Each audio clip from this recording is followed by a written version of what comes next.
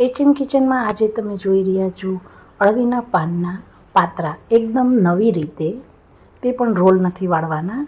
આ પાન લીધા છે. આ પાનને આ રીતે ડંઠલ કાપી અને તેની જાડી રગ હોય તે પૂરેપૂરી દૂર કરી દેવાની છે. અને ત્યારબાદ પાનને આ રીતે સરસ રોલ વાળી દેવાનો છે. અને રોલ વાળી દીધા બાદ પાનને ઝીણા ઝીણા સમારી લેવાના છે. ઝીણા સમારશું પણ લાંબી સ્ટ્રીપ રહે તે રીતે પણ સમારીશું. એટલે આ રીતે રાઉન્ડ કરી અને આ રીતે ઝીણા ઝીણા કટ લગાવશો તો એકદમ સરસ લાંબી કતરણ તૈયાર થઈ જશે. તો આ રીતે હું બધા જ પાનને સમારી અને તૈયાર કરી દઈશ. હું તમને તે પણ બતાવું કે એકદમ જો પતલી અને આવી લાંબી કતરણ તૈયાર થાય છે. તો મેં બધા જ પાન સમારી અને આ રીતે રેડી કરી લીધા છે. હવે અહીં મેં એક વાસણમાં પાણી મૂક્યું છે. જે પાણી ગરમ થાય છે ત્યાં સુધી આપણે બેટર બનાવી લઈએ. તો બેટર બનાવવા માટે મેં અહીં 2 થી 2.5 વાટકી ચણાનો લોટ લીધો છે. અને તેની સામે આપણે 15 નંગ મેં પાનના લીધા છે. તો તમારે માપ જોવું હોય તો 2.5 વાટકા ચણાનો લોટ અને 15 પાનના કતરણ લેવાની છે. હવે અહીં 2 ચમચી મેં લાલ મરચું લીધું છે. ત્યારબાદ 1/2 થી 1/4 ચમચી હળદર લેવાની છે. અને ધાણા જીરું પાવડર લેવાનું છે. 2 ચમચી જેટલું ધાણા જીરું પાવડર લેશું. મિત્રો, અહીં આપણે આ લોટમાં જ બધા મસાલા કરવાના છે.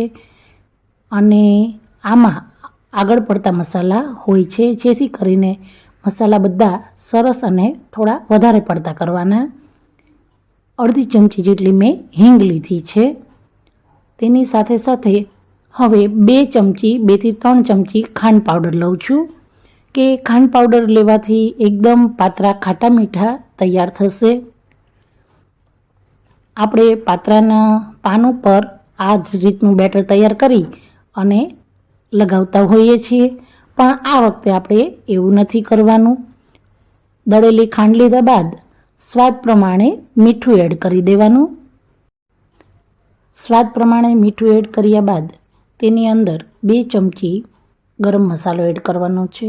ગરમ મસાલો તમે જે પણ યુઝ કરતા હોય તે ગરમ મસાલો લઈ લેવાનો છે. ગરમ મસાલો લીધા બાદ તેની અંદર તેલ એડ કરવાનું છે. અહીં હું 1 થી 1.5 ચમચી જેટલું તેલ એડ કરું છું. હવે આ જ વાસણમાં આપણે જે પાનની કતરણ સમારીને રાખી હતી તેને ધોઈ સાફ કરી અને લઈ લેવાની છે. ત્યારબાદ તેને ચમચાની મદદથી સરસ મિક્સ કરી લેશું. અને ધીમે ધીમે જોવે તે પ્રમાણમાં પાણી એડ કરતું જવાનું અને બેટર તૈયાર કરતું જવાનું છે. આ બેટરની અંદર વધારે પાણી ના પડી જાય તેનું ખાસ ધ્યાન રાખવું. આ બેટર આપણે થોડું થીક રાખવાનું છે. તો અહીં મેં આશરે 1 થી 1.5 વાટકો જ પાણી લીધું છે. તમારે માપ જોવું હોય તો 1.5 વાટકો પાણી જેટલું લેવાનું. હું તમને હવે બેટર બતાવું છું. તો જુઓ, આ રીતનું બેટર તૈયાર થઈ જાય છે. અને આ બેટરને હવે આપણે જે ગરમ પાણી મૂક્યું હતું તેની અંદર આપણે એક ડીશ મૂકીને મૂકવાનું છે. તે પહેલાં એક પ્રોસેસ કરવાની છે કે જે પણ થાળીમાં તમે બનાવતા હોય અથવા પ્લેટમાં બનાવતા હોય તેમાં તેલ એડ કરી અને તેને ગ્રીસ કરી લેવાનું છે. તો હવે આ થાળીને પણ હું તેલથી ગ્રીસ કરી લઈશ. ત્યારબાદ બેટરની અંદર એક પ્રોસેસ હજી બાકી છે, જે આપણે 1 ચમચી ખાવાનો સોડા એડ કરવાનો છે. તમે ખાવાના સોડા અથવા ઈનોનું પેકેટ પણ લઈ શકો છો. હવે આ જ્યારે આપણે થાળીમાં એડ કરવું હોય ત્યારે જ ખાવાના સોડા એડ કરવાના. અને ત્યારબાદ તેને સરસ આ રીતે મિક્સ કરી લેવું અને ત્યારબાદ થાળીમાં લઈ લેવાનું છે.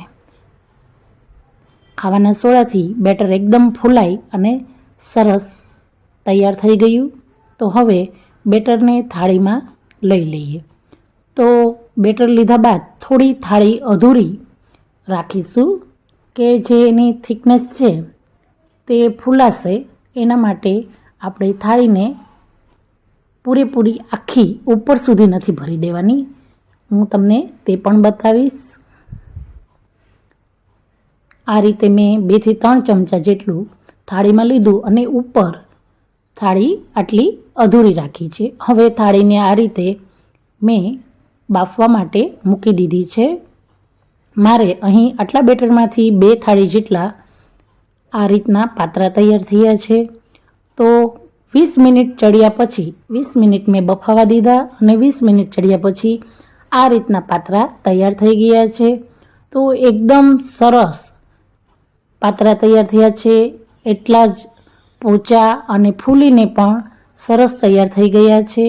હું તમને કટ કરીને પણ બતાવું છું. તો એકદમ અંદર જાળી પણ પડી છે અને સરસ રીતે તૈયાર થઈ ગયા છે.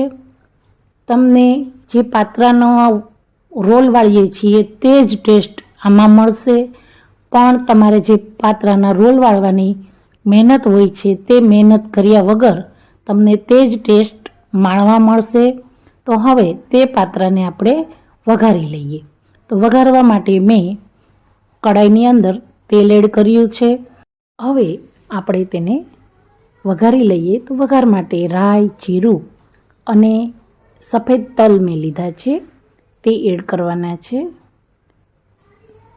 તેલ ગરમ થશે ત્યારબાદ તેની અંદર જીરું એડ કરીએ, રાઈ એડ કરીએ અને 2 ચમચી તલ એડ કરી દઈએ. મારા રાઈ જીરું તતડે છે ત્યાં સુધી મિત્રો તમે કોમેન્ટ લખી નાખો કે તમને મારી આ પાત્રાની રેસીપી કેવી લાગી, અને સાથે સાથે મારી ચેનલને નવા આવ્યા હોય તો સબસ્ક્રાઈબ કરી દો. અને અત્યાર સુધી તો તમે જ મારી આ રેસીપીને લાઈક તો કરી જ દીધી હશે, તો શેર પણ કરી દો. અને તમે આટલું કામ કર્યું ત્યાં સુધીમાં આપણા તલ અને જીરું એકદમ સરસ ફૂટી અને ઉપર આવી ગયા છે. મને થોડી રાઈ ઓછી લાગી તો થોડી ફરીથી રાઈ એડ કરી અને હવે આ રીતે સરસ તલ ફૂટી ગયા ત્યારબાદ જે કટ લગાવીને પાત્રા તૈયાર કર્યા હતા તે પાત્રાને એડ કરી દઈએ. હવે ચમચાની મદદથી પાત્રાને એકદમ સરસ મિક્સ કરી લેશું અને ચલાવી લેશું. એકદમ હળવા હાથે આપણે પાત્રાને ઉપર નીચે કરી લેવાના છે. મિત્રો, આપણે જ્યારે બેટર તૈયાર કર્યું ત્યારે ખાંડ એડ કરી હતી, પણ ત્યારે ખટાશ એડ નહોતી કરી. તો ખટાશ હવે આપણે એડ કરીશું. 2 થી 3 લીંબુ ઉપરથી એડ કરીશું. જો બેટરની અંદર ખટાશ એડ કરશું તો પાત્રા જે સોફ્ટ બને છે તે સોફ્ટ નહીં બને અને તેને ચડતા વાર લાગશે. માટે આપણે લીંબુનો રસ ઉપરથી એડ કરીએ છીએ. તો મેં 2 થી 3 લીંબુનો રસ એડ કર્યો અને ફરી તેને મિક્સ કરી દઈએ.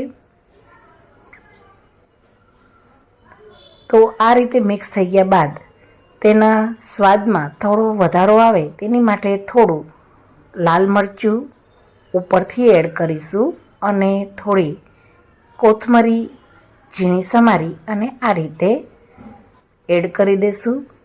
ફરી પાત્રાને હળવા હાથે મિક્સ કરી લઈએ. તો મિત્રો, આ રીતે આટલી જલ્દીથી આપણા પાત્રા તૈયાર થઈ જાય છે. તો અહીં હું તેને આ રીતે પણ મિક્સ કરીને તમને બતાવું છું. તો આ પાત્રા એકદમ સરસ તૈયાર થઈ ગયા છે. તો તેને સર્વિંગ બાઉલમાં લઈ લઈએ અને પાત્રાની મજા માણીએ. ફરી મળીશું નવા આઈડિયા સાથે HM કિચનમાં. ધન્યવાદ મિત્રો.